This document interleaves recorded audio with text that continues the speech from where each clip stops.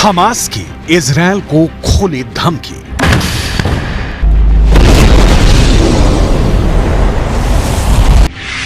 एक भी बंधक जिंदा वापस नहीं जाएगा।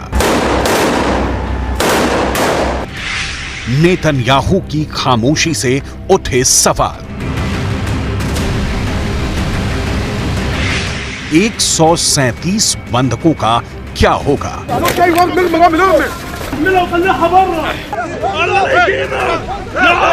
क्या इजरायल उन्हें हमास के हाथों मरने के लिए छोड़ देगा या हमास की मांगें मान लेगा? हमास के प्रवक्ता अबू उबैदा ने इंटरव्यू में कहा, ना तो फांसीवादी दुश्मन और उसका अहंकारी नेतृत्व, ना ही उसके समर्थक बिना किसी आदान प्रदान या बातचीत व मांगों को पूरा किए बगैर अपने कैदियों को जिंदा ले जा सकते हैं, ना ही वो जाने देगा। हमारे पास हर मोहल्ले, सड़क और गली में इस बर्बर कब्जे वालों से लड़ने के अलावा कोई विकल्प नहीं है। दुश्मन के विनाश का मकसद हमारे प्रतिरोध की ताकत को तोड़ना है, लेकिन हम अपनी भूमि पर एक पवित्र युद्ध लड़ रहे हैं। हमास की मांगे मानना इजरायल के लिए आसान नहीं है, लेकिन मुश्किल यह है कि इजरायल बंधकों को मरने के लिए छोड़ देता है तो फिर विश्व बिरादरी के आगे उसकी नाक कट जाएगी। मतलब इजरायल के प्रधानमंत्री बेंजामिन नेतन्याहू के आगे कुआं है और पीछे खाई। अगर हमास की बात मानते हैं तो उन्हें तत्काल युद्ध विराम घोषित करना होगा, जो इजरायल नहीं चाहता, और बंधकों को उनके हाल पर छोड़ देते हैं तो इजरायल की जनता उन्हें माफ नहीं करेगी। सवाल है, फिर नेतन्याहू आगे क्या करने जा रहे हैं?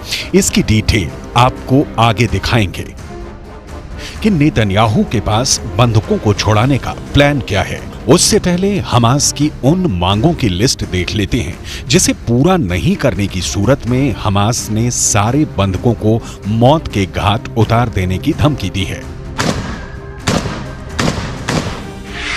पहली मांग, इजरायल को तत्काल सीज फायर की घोषणा करनी होगी।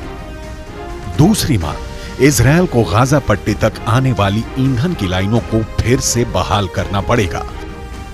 तीसरी मांग, बंधकों की रिहाई के बदले इजरायली जेलों में कैद फिलिस्तीनी कैदियों को रिहा करना होगा।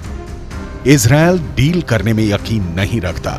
वह ऐसी सौदेबाजी को हथियारों से तय करता है, हमले से तय करता है।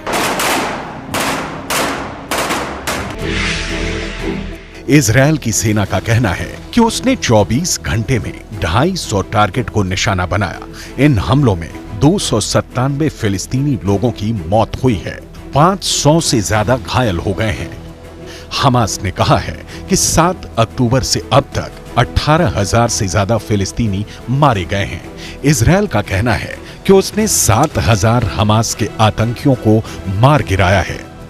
ऐसा करते हुए इजरायल के 98 जवान शहीद हो गए हैं और 600 से ज्यादा जख्मी हुए हैं।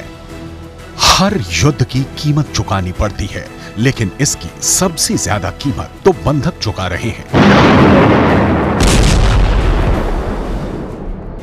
इन बंधकों को 7 अक्टूबर को हमास गाजा उठाकर ले आया और तब से अब तक इनके सिर पर हमास की बंदूकें तनी हुई हैं। हमास ने बहुत सोची समझी रणनीति के तहत इजरायल से लोगों को अगवा किया था। हमास का मकसद ही था कि इजरायली लोगों को अगवा करके रखेंगे और जब बाजी पलटने लगेगी तो इजरायल से बंधकों की जान का सौदा करेंगे।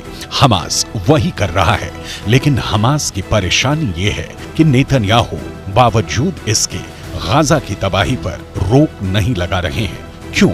इसे जानने के लिए आपको सिर्फ 2 मिनटों का इंतजार करना होगा, क्योंकि उससे पहले बंधकों की पूरी डिटेल समझनी जरूरी है। इजरायल और हमास के बीच संघर्ष विराम हुआ था, जो 1 सप्ताह के बाद 1 दिसंबर को टूट गया। इसमें 105 बंधकों को हमास ने रिहा किया था, जिसमें से 80 इजरायली थे।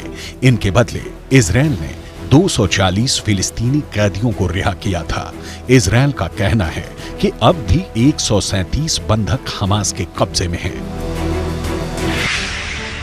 हमास 137 बंधकों के बदले इजरायल को झुकाना चाहता है, लेकिन नेतन्याहू के रुख को देखकर नहीं लगता कि वो इस वक्त किसी भी तरह के समझौते के मूड में है।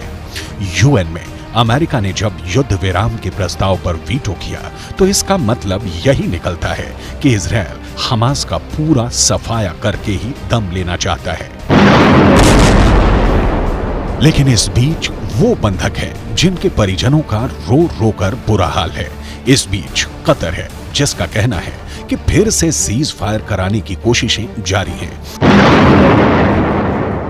लेकिन दूसरी ओर कतर ही कह रहा है कि इजरायल की बमबारी सक्सेसफुल रिजल्ट देने में बड़ी अड़चन है। मतलब कतर भी चाहता है कि जैसे पहली बार सीज फायर के दौरान बंधकों के बदले फिलिस्तीनी कैदियों को इजरायल ने रिहा किया, उसी तरह एक बार फिर किया जाए। लेकिन नेतन्याहू सख्ती दिखा रहे हैं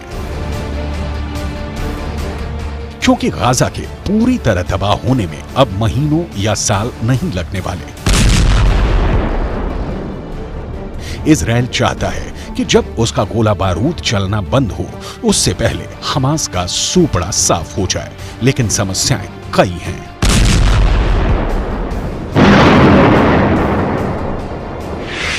हमास ही नहीं, इजरायली सैनिकों को एक और से जंग लड़नी पड़ रही है और ये जंग है सैनिकों की बीमारी। इसके अलावा यमन के हूती हैं जिनका हमला रुक ही नहीं रहा। इसके साथ ही हिजबुल्लाह है जो लगातार धमकी देते हैं, और तो और ईरान है जो लगातार इन संगठनों को खाद पानी देता है। बेंयामिन नेतन्याहू सत्ता में सुरक्षा की गारंटी देने के साथ आए थे, लेकिन 7 अक्टूबर के हमले ने उनकी गारंटी की चिंदी बिखेर दी। अब नेतन्याहू के सामने युद्ध है और इस युद्ध में इजरायल की जीत की गारंटी पूरी करनी है, लेकिन नेतन्याहू फंस गए हैं।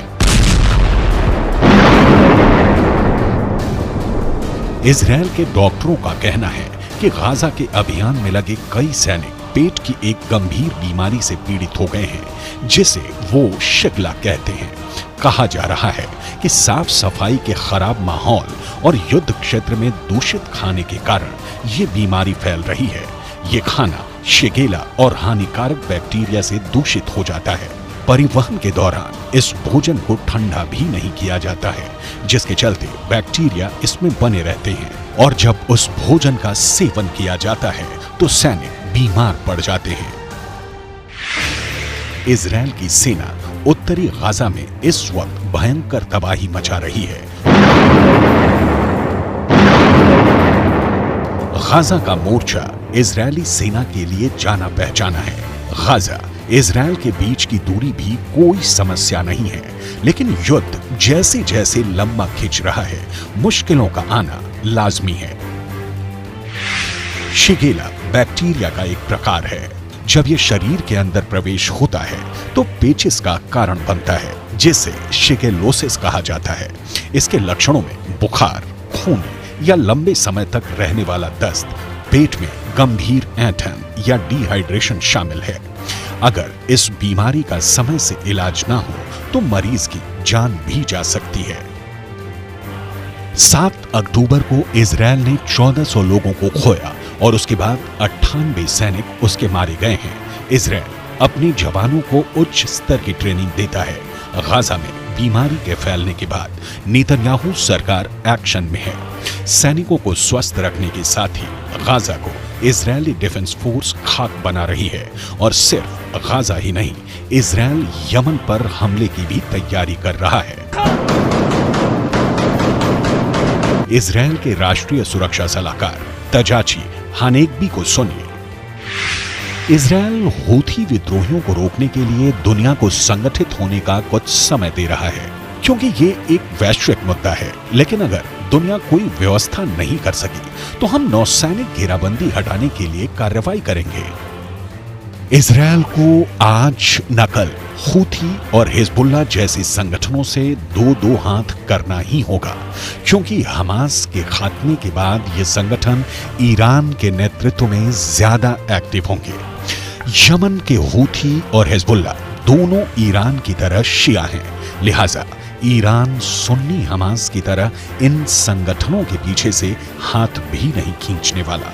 इसीलिए इजरायल की हमेशा से कोशिश रही है कि जब सफाई हो रही है तो लगे हाथ हूथी और हिजबुल्लाह दोनों को साफ कर दिया जाए। यहां हूथी विद्रोहियों के बारे में कुछ दिलचस्प जानकारी देख लीजिए। यमन के हूथी विद्रोही 2014 से सऊदी अरब के समर्थन वाले गठबंधन के खिलाफ गृह युद्ध लड़ रहे हैं। 7 अक्टूबर को जब हमास ने इजरायल पर हमला किया तो इनकी समुद्री गतिविधियां बढ़ गईं। यमन से लाल सागर होते हुए हूथी इजरायल को निशाना बना रहे हैं। हूथी विद्रोहियों के मामले को नाकाम करने के लिए अमेरिका ने लाल सागर में अपना युद्धपोत तैनात किया है। बावजूद इसके हूथी हमले नहीं रोक रहे, लिहाजा नेतन्याहू इनका परमानेंट उपाय तलाशने में जुट गए हैं।